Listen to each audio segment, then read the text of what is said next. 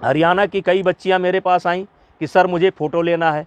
हमने कहा बेटा आज फ़ोटो खिंचाओगे और कल इसी फ़ोटो पर मुकदमा लिखाओगे। उन्होंने कहा नहीं सर मुझे तो लेना ही लेना है। फिर उनकी माँ निकल करके आ गई, सर मुझे लेना ही लेना है, फ़ोटो ले गए। तो ये जो मेरे पद, मैं लोकसभा का सदस्य हूँ, ये पद मुझे विनेश फोगाट की कृपा से नहीं मिला है, हमारे क्षेत्र की जनता ने मुझे दे रखा है।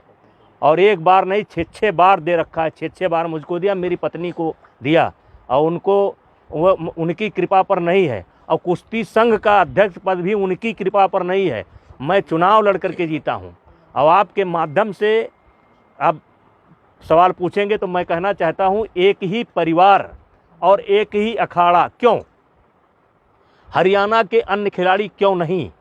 हिमाचल के, महाराष्ट्र के, मध्य प्रदेश के, केरला के, कर्नाटका के, तमिलनाडु के, बंगाल के, आसाम के, देश के अन्य प्रांतों के खिलाड़ी क्यों नहीं? 12 साल से लगातार इनके साथ यौन उत्पीड़न होता है, केवल इनके साथ। वो यौन उत्पीड़न देश के अन्य खिलाड़ियों के साथ क्यों नहीं होता है?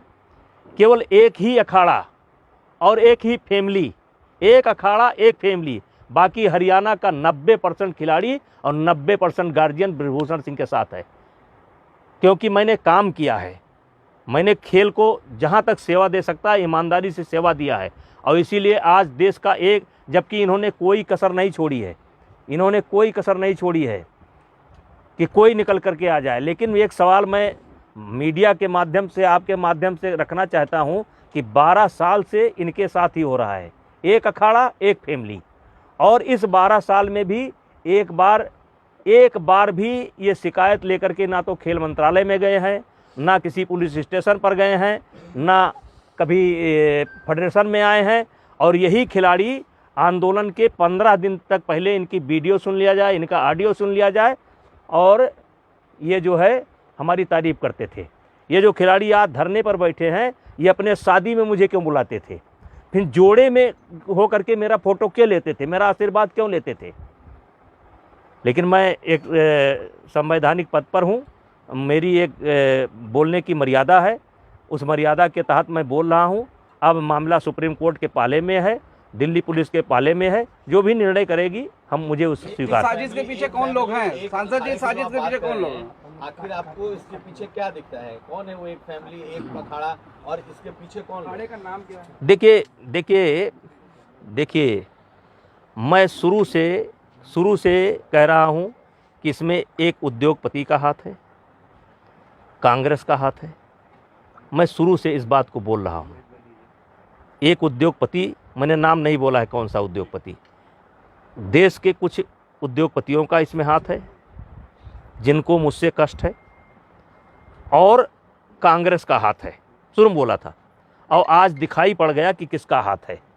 जब इनकी मांग मान ली गई, एफआईआर दर्ज की गई, जांच तरीके से कहिए कि कार्रवाई शुरू हो गई, तब आप क्यों नहीं जा रहे हैं?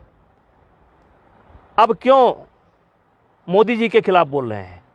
अब क्यों खेल मंत्रालय के खिलाफ बोल रहे हैं?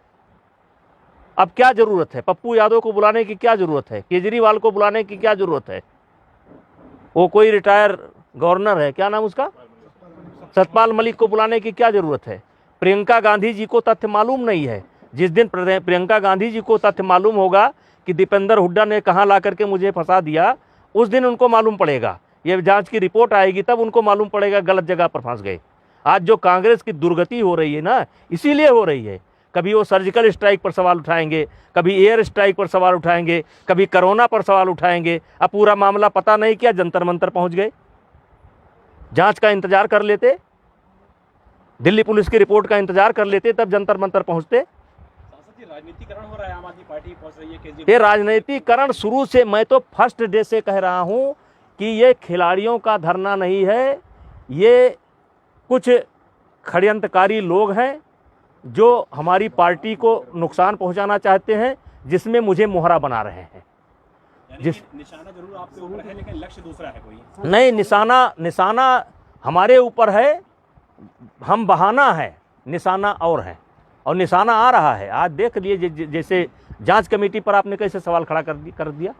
आपके कहने पर एक ऐसे व्यक्ति को कमेटी में शामिल किया गया जिसको नियमतः नहीं शामिल किया जा सकता था, क्योंकि उसी ने धरने की परमिशन ली थी और उसके बावजूद भी उसको कमेटी में शामिल किया गया।